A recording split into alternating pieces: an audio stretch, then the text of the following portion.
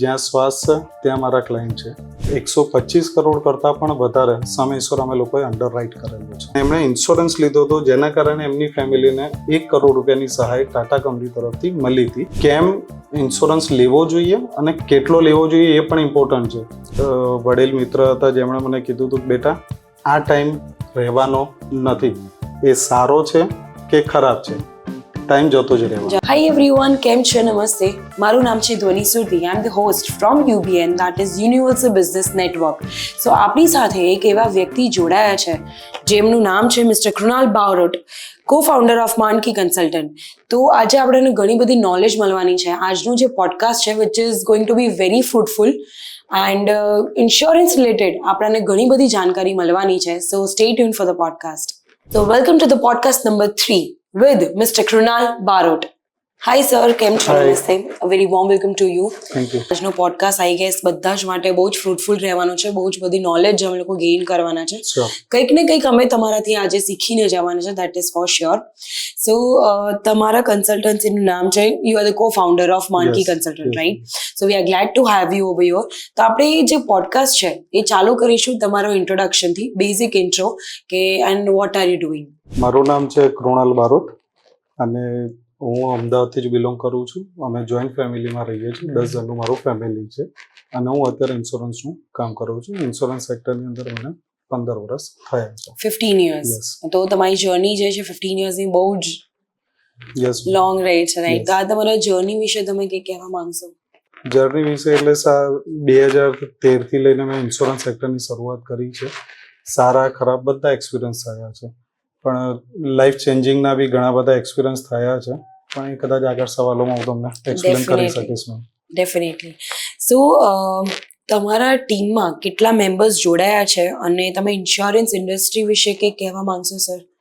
મારી કંપનીનું નામ છે માનકી કન્સલ્ટન્ટ અને અમારી ટીમ છે અત્યારે હાલ કરન્ટલી 32 મેમ્બર્સની. 32 મેમ્બર્સ. યસ. અને અમે લોકોએ સાથે મળીને 3000 પ્લસ પોલિસીસ વેચેલી છે. ઓહ, 125 કરોડ કરતાં પણ વધારે સમયસર અમે લોકોએ અંડર રાઇટ કરેલું છે.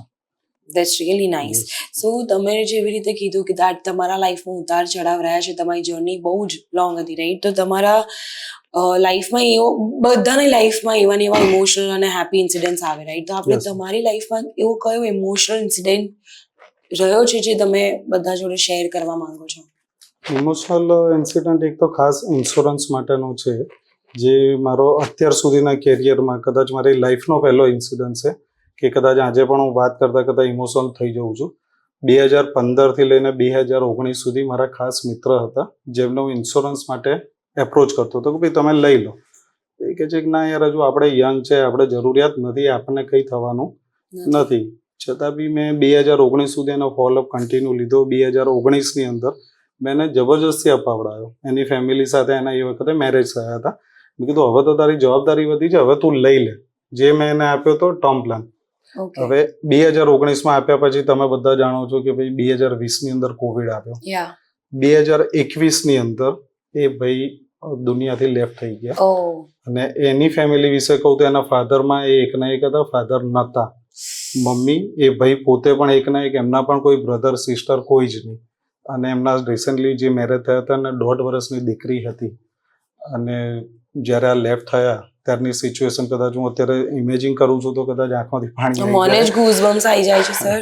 ધીસ ઇઝ અને વેરી એ ઇમોશનલ. વખતે જ્યારે મને ખબર પડી 2021ની અંદર કે આવી રીતનું એક ઇન્સિડન્ટ બન્યું છે, ત્યારે હું એમના ઘેર ગયો. જ્યારે ઘરે જઈને બેઠો હતો ત્યારે સગાવાલા મિત્રો આવીને બેઠા હતા, પણ કોઈએ નોમિનલ સપોર્ટ કરતા હતા. પણ હવે આગળની લાઈફ જર્ની કઈ રીતે કઈ કરવી, રીતે કરવી? અને જે એમનું દેવું મૂકીને ગયા હતા, જે ઉધારી, લોન ને બધું એ ચૂકવવાનું હજુ બાકી છે, જે એમની મમ્મી મારી સાથે દીકરા તરીકે શેર કરી હતી. એ વખતે જે મેં 2019ની અંદર 1 કરોડનો જે વીમો આપ્યો હતો, I am proud feel the myself કે ભાઈ મેં 1 કરોડ રૂપિયાની મદદ એમને કરી હતી થ્રુ ધ ઇન્સ્યોરન્સ. હું કદાચ જાતે ના કરી શકત આટલી હેલ્પ, કદાચ કોઈ પણ સગાવાલા ના કરી શકે, પણ એમણે ઇન્સ્યોરન્સ લીધો હતો, જેના કારણે એમની ફેમિલીને 1 કરોડ રૂપિયાની સહાય ટાટા કંપની તરફથી મળી હતી. અને એની ફેમિલી અત્યારે સારી સર્વાઈવ કરી શકે છે.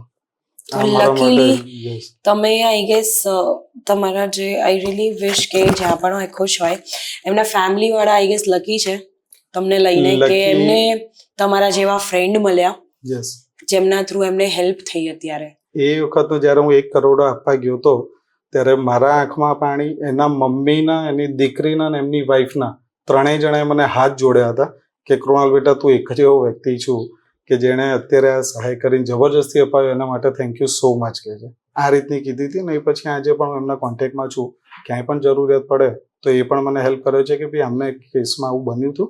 એ લોકો પણ હવે અવેર કરી રહ્યા છે આવી જ લોકોને. રીતે તમે ઇન્સ્યોરન્સ બધાને આપતા ને તમને બધા આશીર્વાદ મળશે. ડેફિનેટલી મેમ, હું એટલા માટે જ ઇન્સ્યોરન્સ સેક્ટરમાં છું. બાકી માર્કેટની અંદર ઘણા બધા સેગમેન્ટ છે અર્નિંગ માટેના, પણ ઇન્સ્યોરન્સ ચૂઝ કરવાનું રીઝન એ છે કે એક નોબલ કોઝનું કામ છે.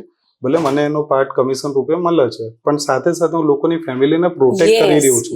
જ્યારે કોઈ હાથ નહીં પકડે ત્યારે હું એક જ એવો વ્યક્તિ છું ઇન્સ્યોરન્સ એજન્ટ તરીકે, હું એનો હાથ પકડીશ, ફાઇનાન્શિયલી હું એને સપોર્ટ કરી શકીશ. Super, that's great. અને હું બહુ જ ખુશ છું આ વાત સાંભળીને કે તમે આવી રીતે એક નોબલ કોઝ પણ કરો છો. ઇનડાયરેક્ટલી તો એવી રીતે જ થાય છે. So I guess this is very emotional story. હું બધાને એ જ કહીશ કે how insurance is necessary in our life, અને આજે એ જ આપણે શીખવાના છે સરના થ્રુ. સો સર, મારો નેક્સ્ટ ક્વેશ્ચન એ છે કે ક્લાયન્ટ્સ તમારા ઘણા બધા હશે, રાઈટ? અને ક્લાયન્ટ્સ જોડેના એક્સપિરિયન્સ પણ તમારા ઘણા બધા હશે. તો તમારી જે 1-to-1 મીટિંગ હોય છે, like when do you approach your client, તો એ રીતનું તમારો એક્સપિરિયન્સ કઈ રીતે હોય છે, તમે પ્લીઝ કહેશો? તમે જેમ કીધું, આપણા હાથમાં 5 આંગળી છે, દરેકની સાઈઝ અલગ અલગ છે. એવી રીતે કસ્ટમરના થોટ પણ અલગ અલગ છે. હવે આટલા વર્ષના એક્સપિરિયન્સ પછી હું કદાચ કસ્ટમર જોડે ફર્સ્ટ મીટિંગ કરું એટલે થોડો ઘણો મને આઈડિયા આવી જાય કે આ કસ્ટમરનું બેકગ્રાઉન્ડ શું છે.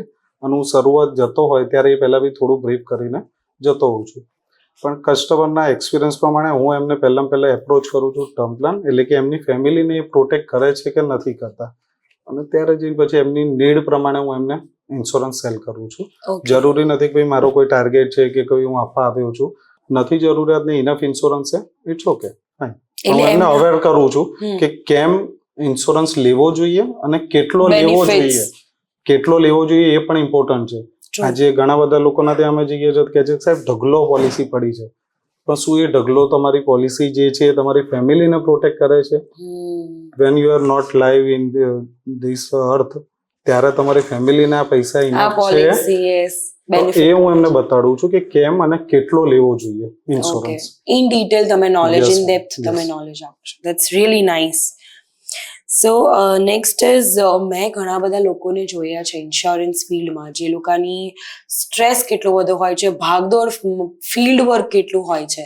તો how do you balance that life sir, personal life અને પ્રોફેશનલ લાઈફ? અને એ જે આખું સ્ટ્રેસ વાળો જે માહોલ હોય છે, જે માર્કેટ વાળો, એ તમે કઈ રીતે હેન્ડલ કરો છો? સ્ટ્રેસ એકચ્યુઅલી ક્યાંય હોતું જ નથી.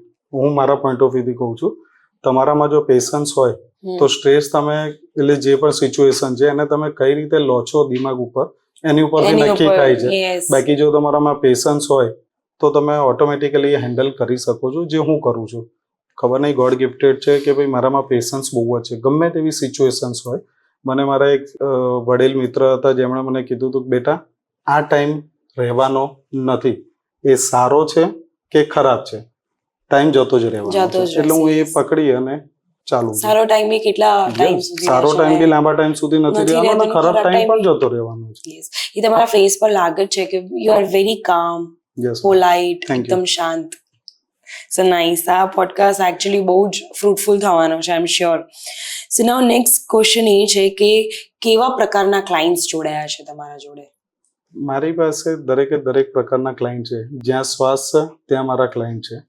એક્ઝામ્પલ આપું કે રસ્તા ઉપર જે વેચતા હોય છે ટોવેલ, રૂમાલ, મોજા, એ પણ મારા ક્લાયન્ટ છે. જે થેલા લઈને બેઠા હોય છે રોડ ઉપર, એ પણ મારા ક્લાયન્ટ છે. અને BMW, ઓડી, મર્સિડીઝ ગાડી લઈને ફરતા હોય એવા પણ મારી પાસે ક્લાયન્ટ છે. મારા માટે બધા ક્લાયન્ટ સરખા છે. જે 10,000નું પ્રીમિયમ આપે છે કે 10 લાખનું આપે છે, મારા માટે સિમિલિયર છે બધા ક્લાયન્ટ. અને દરેકને ડિટેલમાં જઈ એની ફાઇનાન્શિયલ કન્ડિશન જોઈ અને એ પ્રમાણે હું એને ઇન્સ્યોરન્સ પ્રોવાઈડ કરું છું. એમ પણ ઇન્સ્યોરન્સ અમીરી ગરીબી નથી જોતું, બધા માટે સરખું જ હોય છે એ વસ્તુ. ઇન્સ્યોરન્સ ભલે નથી જોતું, પણ જ્યારે ડેથ થાય છે એ ડેથ નથી જોતું, અને એની ફેમિલીને જે સર્વાઈવ કરવાનું છે એ આપણા ઉપર વીતે ને ત્યારે જ ખબર પડે. હું આ વાત કરતા કરતા બી મને રૂવાટા ઉભા થઈ જાય છે. આઈ એમ શ્યોર તમે ઘણું બધું એવું જોયું હશે તમારી લાઈફમાં.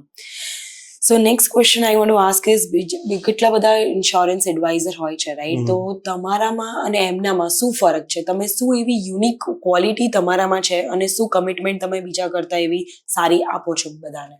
ઓકે, ઇન્સ્યોરન્સ એડવાઇઝર કદાચ મારા કરતાં બી બહુ બધા સારા લોકો છે જે વર્સ્ટ એક્સપિરિયન્સ છે એમની પાસે, પણ એ લોકોનું અને ઓવરઓલ મેં જ્યારે સર્વે કર્યું ત્યારે જોયું છે કે લોકો પોલિસી લે છે, જ્યારે પોલિસી ઘરે આવે છે પછી પોલિસી કોઈ દિવસ ઓપન કરતા નથી. આજે હું બીટ મારીને કહી શકું છું 80% લોકોએ પોલિસી હજુ સુધી ઓપન કરી નહીં હોય આટલા એના ટેન્યુઅર દરમિયાન. જ્યારે મેચ્યોરિટી પાકે અથવા તો કોઈ સર્ટનિટી બને છે ત્યારે જ એ જોવા જાય છે, ત્યારે ખબર પડે કે પોલિસી કંઈક બીજી હતી. જ્યારે મારું યુનિકનેસ એવું છે કે હું તમે મારા ક્લાયન્ટ છો, તમને આજે મેં પોલિસી આપી, પોલિસી ઘેર આવી જાય પછી હું તમારા ઘેર ફરીથી આવું છું વિથ ફેમિલી મેમ્બર તમારા, એમની સામે બેસી પોલિસી ઓપન કરાવું છું અને આખી ડિટેલ તમારી ફેમિલી સાથે પણ શેર કરું છું કે જો આ પોલિસી છે, આ મારો નંબર છે, આમાં આટલું કવરેજ છે, અને બધી ડિટેલ હું ઇન ડેપ્થમાં આખી ફેમિલી સાથે ડિસ્કસ કરું છું. ટર્મ્સ એન્ડ કન્ડિશન સાથે. Nice. Next I want to ask કે બધાના લાઈફમાં અપ્સ એન્ડ ડાઉન્સ હોય છે, કોઈની લાઈફ એટલી સરળતાથી નથી જતી રાઈટ. ઘણા બધા લોકો ફેલિયરથી ઘણું બધું શીખે પણ છે, તો તમારી લાઈફમાં એવું કોઈ ફેલિયરનો ફેઝ જે તમારા લાઈફમાં બન્યો હોય એવો અને જેમાં તમે ઉભરાઈને આવ્યા હોય એવો કયો ફેઝ છે સર? હું 2013 પહેલા એક ફોરેન કંપનીમાં જોબ કરતો હતો જ્યાં મારું 25,000 રૂપીસ મંથલી પેકેજ હતું. સડનલી એ કંપની શટડાઉન થઈ ગઈ, જેના કારણે મારે ઘરે બેસવાનો વારો આપ્યો હતો અને 25,000 તાત્કાલિક ગુજરાતની અંદર મને કોઈ સેલેરી આપે એવું કંઈક સેગમેન્ટ નહોતું. અને 2013 માં એવું કંઈ હતું બી નહીં. એ વખતે મને બહારની ઓપોર્ચ્યુનિટી હતી, પણ મેં કીધું હું ટિપિકલ ગુજરાતી ફેમિલીમાંથી છું, તો મધર ફાધરે કીધું બેટા મરચુંનો રોટલો ખાઈશું પણ જોડે રહીને, બહાર જવું નથી. તો મધર ફાધરે તો નથી પૈસા માટે કોઈ દિવસ એપ્રોચ કર્યો, પણ મારી જવાબદારી હતી મોટા તરીકે કે ભાઈ 25,000 કઈ રીતે હું લાવું. એ વખતે જ્યારે કોઈ જોબ નથી ત્યારે મેં એક ટ્રાવેલ્સ ઇન્ડસ્ટ્રી ચાલુ કરી, રેન્ટલ કાર સર્વિસની, જેમાં કોઈ મારા મિત્ર હતા એની હું ગાડી ચલાવતો હતો, જ્યાં આગળ ખાલી પર ડેના 500 રૂપિયા મને હાજરી આપે, કોઈ ટાઈમિંગ ના હોય, જેમાં 500 કિલોમીટર પણ ચલાવવાનું એક દિવસમાં, 1000 કિલોમીટર પણ ચલાવવાનો વારો આવે. અને એઝ એ ડ્રાઈવર હું ત્યાં આગળ ગયો છું. 200 રૂપિયા જે જમવાના આપતા હતા એ 200 રૂપિયામાંથી હું જમતો નહોતો, કદાચ 20 કે 30 રૂપિયાનો નાસ્તો ને એવું કરી લેતો હતો અને કદાચ પાર્ટી સારી હોય તો ખવડાવી દેતી. એ 200 રૂપિયા પણ હું બચાવી અને 500 રૂપિયા પહેલા એમ કરીને 700 રૂપિયા ઘરે લઈને જતો હતો. અને એ દરમિયાન મને ઘણા બધા ક્લાયન્ટો બી નવા મળ્યા, મને શીખવા મળ્યું છે કે જો તમે પેશન્સ રાખશો અને રાહ જોશો સમયની, જેમ મેં તમને કીધું કે મને એક એલ્ડરે કીધું હતું ભાઈ ટાઈમ ખરાબ બી રહેવાનો નથી, સારો પણ રહેવાનો નથી. એટલે મેં પેશન્સ રાખીને ધીમે ધીમે આ ઇન્ડસ્ટ્રીમાં હું આવ્યો. એ દરમિયાન મને ઇન્સ્યોરન્સની એક મિત્રએ એપ્રોચ કર્યો કે તું ઇન્સ્યોરન્સ બી ચાલુ કર, કે તારામાં પેશન્સ બી છે. અને ઇન્સ્યોરન્સ ઇન્ડસ્ટ્રીમાં પેશન્સ મોસ્ટ ઇમ્પોર્ટન્ટ પાર્ટ છે. ઇન્સ્યોરન્સ સેક્ટરની અંદર આજે લોકો જ્યારે બી જોડાય છે એ લોકોનામાં પેશન્સ નથી. કેમ તો કે 2 કે 5 ક્લાયન્ટને મળે છે, ના પાડે છે, એટલે પછી ઘેર બેસી જાય છે કે નથી થતું મારાથી. જ્યારે હું આજની તારીખમાં 2-2, 5-5 વર્ષ સુધી એ લોકોના ફોલોઅપ લઉં છું. આજનો જ સવારનો એક ઇન્સિડન્ટ છે કે હું 2 વર્ષથી એક ક્લાયન્ટની પાછળ હતો કે સાહેબ તમે ઇન્સ્યોરન્સ લો, જેની ઉંમર અત્યારે 33ની છે, એની 30 યર્સ હતી કમ્પ્લીટેડ એજ, ત્યારનું એની પાછળ પડ્યું હતું સાહેબ લો, નતા લેતા. પણ 3 વર્ષથી કન્ટિન્યુઅસ એમના ફોલોઅપમાં હતો. આજે સવારમાં સડનલી એમનો 7 વાગે મારી ઉપર ફોન આવ્યો, મને કે બારોટભાઈ હું અમદાવાદમાં આવ્યો છું, તમે મને મળી શકો છો? એટલે હું આજે એમના ત્યાં સવારમાં ત્યાં ગયો. એમનું અને એમની વાઈફનું બંનેનો ટર્મ પ્લાન હું લઈને આવ્યો, જેનું 5-5 લાખ રૂપિયા પ્રીમિયમ છે. પણ એમને બી એક્સપિરિયન્સ એટલા માટે લેવા માટે તૈયાર છે કે એમના પડોશીના ઘરમાં ડેથ થઈ હતી એમના જ ઉંમરના વ્યક્તિની. જ્યારે હું અત્યાર સુધી કહેતો હતો ત્યારે નતા માનતા, તો જ્યારે પડોશીમાં ડેથ થઈ અને એના ઘરની પરિસ્થિતિ જોઈ ત્યારે આજે તાત્કાલિક દોડીને મને 5-5 લાખ રૂપિયાના 2 ચેક આપી અને કર્યા. પણ મારો પેશન્સ બી હતું કે ભાઈ ચલો આટલા ટાઈમથી મેં એમને કન્ટિન્યુઅસ ફોલોઅપ કર્યા છે. દેર આય દુરુસ્ત આય. પણ આપણે ડટકે રહેના એવો ચીઝ પે આ કદી હાર નથી માનવાની એ વસ્તુને લઈને. So next I want to ask is આજકાલની જનરેશન છે ને સર, મારી એજના જ લઈ લો, એ લોકો છે ને they are not aware about insurance અને એ લોકો બહુ જ લાઇટલી લે છે, સિરિયસલી નથી લેતા. આ વસ્તુ કેટલી મેન્ડેટરી છે અને અત્યારની જે જનરેશન જે પડાવ પર જઈ રહી છે 21st સેન્ચુરી, એ લોકો માટે તમે જેવી રીતે કીધું that 30 યર્સના એ બધાની ડેથ થઈ જાય છે રાઈટ. તો એ લોકો માટે તમારે શું ગાઈડલાઈન, શું અવેરનેસ આપે છે that how insurance is necessary for us? આનો જવાબ તો આઈ થિંક મેં પહેલા આપી દીધો. મેં જે મારો એક વાક્ય કીધું તો 2019માં જે મારા યસ. ક્લાયન્ટને જે સાથે બન્યું, એટલે અનસર્ટનિટીની કોઈને ખબર નથી. કાલે મારી સાથે શું થવાનું છે મને પણ નથી ખબર ખબર. પણ 2019 એટલે 20 પછી, કોવિડ પછી ધીમે ધીમે અવેરનેસ આવી રહી છે. પણ આજે પણ પબ્લિક છે ને શેર બજારમાં, મ્યુચ્યુઅલ ફંડમાં વધારે રાખે છે. રાખો, એમાં કોઈ જ વાંધો નથી, પણ તમે એક પ્રોટેક્શન તો તમારી ફેમિલી માટેનું લઈને રાખો. ઇન્સ્યોરન્સ માટે તમને નોલેજ માર્કેટનું છે તો 100 રૂપિયા તમારી બચત થાય, એમાં 60 રૂપિયા તમે માર્કેટમાં રોકો, 20 રૂપિયા લિક્વિડિટી રાખો અને 20 રૂપિયા એવા પ્રોટેક્શનમાં રાખો કે કાલ ઉઠીનું નથી તો મારી ફેમિલી એટલીસ્ટ સર્વાઈવ કરી શકે. તો ઇન્સ્યોરન્સ માટે હું કહેવા માંગીશ લોકોને કે ભાઈ એટલીસ્ટ પ્રાયોરિટી આપો. ઇન્સ્યોરન્સ એડવાઇઝરને જોઈને લોકો દૂર ભાગે છે કે આ ભાઈ આવશે, મારે એક પોલિસી લેવી પડશે. લેવા એવું નથી, એ તમારી ફેમિલીના પ્રોટેક્શન માટે છે. કાલ ઉઠીને તો એ પૈસા તમારી ફેમિલીને મળવાના છે. હું મારા ટાર્ગેટ માટે નથી દોડી રહ્યો, તમારા ફેમિલીના પ્રોટેક્શન માટે દોડું છું. એટલીસ્ટ આપણે નહીં તો આપણી ફેમિલી આપણી પાસે ખુશ રહે એ આપણે જોઈએ. એટલે મારો એક જ પોઈન્ટ છે પબ્લિકને પણ કે તમે ઇન્સ્યોરન્સ એડવાઇઝરને નિગ્લેક્ટ ના કરો. એક વખત એની વાત સાંભળો, સમજો, વિચારો કે ઇન્સ્યોરન્સનો પર્પઝ શું છે, એના માટે લઈ રહ્યો છે કે મારી ફેમિલી માટે લઈ રહ્યો છે, અને પછી તમે એને આગળ વધારો. That's so true. આ બધી જ વાતો પ્લીઝ બધા ધ્યાનમાં રાખજો. This is very necessary for everyone. So last question sir એ છે કે તમારી લાઈફમાં તમે ફેલિયરમાંથી ઉભરીને આવ્યા, તમારી માટે ઘણું સક્સેસફુલ, અત્યારે તમારી પોતાની કંપની છે, તમારા અંડર કામ કરે છે બધા, તો તમારો સક્સેસ મંત્ર શું છે? મારી કંપની છે માણકી કન્સલ્ટન્ટ, અને મારી અંડરમાં કોઈ જ કામ નથી કરતા. અમે બધા સાથે મળી અને ઇન્સ્યોરન્સ અવેરનેસનું કામ કરીએ છીએ. એટલે મને પ્રાઉડ બી છે મારી ટીમ માટે. પણ લોકોને કહેવા માંગીશ કે ક્યાંક ને ક્યાંક જો તમે એથિક્સથી કામ કરશો, કોઈ પણ સારા કામમાં શરમ ના રાખો.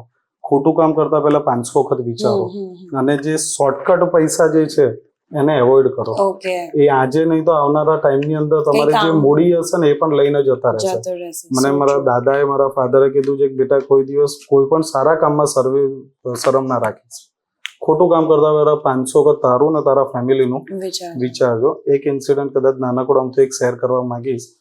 2010ની અંદર, એ વખતે હું આઈટી એડમિન હતો જે તે કંપનીમાં, ફોરેન કંપનીમાં મેં તમને જ્યારે વાત કરીએ, એ વખતે આવી રીતે જ મારે ડ્રેસઅપ થઈને જવાનું હોય. મારા નાના ભાઈનો પાન પાર્લરનું મેં એમને શરૂઆત કરી આપી હતી. તો ત્યાં આગળ સવારમાં 6 વાગે હું ઘરેથી તૈયાર થઈને જતો હતો, 10 વાગ્યા સુધી પાન પાર્લર ઉપર, અને ચાની કેટલી લઈને હું વેચવા જતો હતો. ચા સામેવાળો ચા લેતા પહેલા મારી સામે જોતો હતો કે ભાઈ ઇન્સર્ટ કપડા પહેરીને ચા, પણ મને શરમ નથી આવતી. અને સવારમાં 10 વાગ્યાથી 5 વાગ્યા સુધી નાનો ભાઈ રહે, અને પછી સાંજે પાછું ઓફિસથી છૂટીને રાતના 12 વાગ્યા સુધી ત્યાં જતો હતો. યસ, પણ મને એ કામમાં પણ શરમ નથી આવતી. હું એ વખતે 25,000 સેલેરી કમાવતો હતો, અને 5 રૂપિયાની કટિંગ ચા વેચવા પણ જતો હતો, પણ એમાં મને શરમ નથી, કેમ કે હું ખોટું કામ નથી કરી રહ્યો. આજની જનરેશનને ખાસ કરીને છે ને કહેવાય એવું માંગીશ કે એ લોકો શોર્ટકટ પાછળ બહુ દોડી રહ્યા છે. ખાસ કરીને શેર બજારમાં, મ્યુચ્યુઅલ ફંડમાં. સારું છે, ખોટું નથી, પણ તમે તમારી ફેમિલી જુઓ અને શોર્ટકટ કરતા મહેનત કરો તો વધારે સારું રહેશે. સો ટ્રુ. બહુ જ મજાનો સેશન સર રહ્યો છે. આઈ ગેસ ઘણી બધી નોલેજ તમે ઇન્સ્યોરન્સ રિલેટેડ, તમે ફેમિલી માટે શું ઇમ્પોર્ટન્ટ છે એ તમે જણાવ્યું છે. So this was the end of podcast number 3. And sir lastly તમે 2 લાઈન યુબીએન વિશે શું કહેવા માંગો છો? યુબીએન મેં રિસેન્ટલી હમણાં જોઈન કર્યું છે 6 મહિનાથી, અને યુબીએન વિશે એટલા માટે કહીશ કે એણે મને એક ઓપોર્ચ્યુનિટી આપી, એક પ્લેટફોર્મ આપ્યું કે હું અહીંયા આગળ તમારી સાથે બેસીને પોડકાસ્ટ કરી રહ્યો છું, અને લોકો સુધી મારે જે મેસેજ પહોંચાડવા છે ઇઝી વેમાં એ હું કદાચ પહોંચાડી રહ્યો છું. તો thank you UBN. Thank you so much. So you're happy with UBN, right? Yes, ma'am. So thank you so much, sir. It was nice having you. Thank you, ma'am. અને UBN નો podcast આજે સફળ રહ્યો છે because we had mister Krunal Barot sir, અને બહુ જ મજા આવી આ સેશનમાં, અને બહુ જ બધું નોલેજ પણ અમે લોકોએ લીધું, બહુ જ બધી જાણકારી લીધી છે. Thank you so much. So yes, this was the end of podcast number 4, અને I guess we had very fruitful session. બહુ જ બધી નોલેજ મળી છે આપણાને, એન્ડ આઈ રિયલી વિશ કે આ જેટલું બી સરે નોલેજ આપ્યું છે એ બધા સુધી પહોંચે અને લોકો કંઈક શીખે આ પોડકાસ્ટથી. Thank you so much everyone.